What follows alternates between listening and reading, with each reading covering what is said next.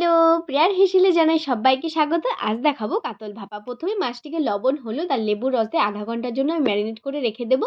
তোমাদের কাছে সময় না থাকলে তোমরা সাথে করে নিতে পারো। এবার একটা মিক্সিতে আমি নিয়েছি কাজু, ২ কোয়া রসুন, ১ টুকরো পেঁয়াজ, ২ টো পাকা লঙ্কা, আদা, একটু নিয়েছি পোস্ত, নিয়েছি তিল আর একটু সামান্য জল দিয়ে ধনে গুঁড়ো, জিরে গুঁড়ো দিয়ে ভালো করে পেস্ট করে নেবো। এবার মাছের মধ্যে দিয়ে দেবো কাশ্মীরি লঙ্কার গুঁড়ো, গরম মসলার গুঁড়ো আর পেস্টটা আর একটু সর্ষের তেল দিয়ে ভালো করে মেখে নেবো। একটু চিনি দিয়েছি।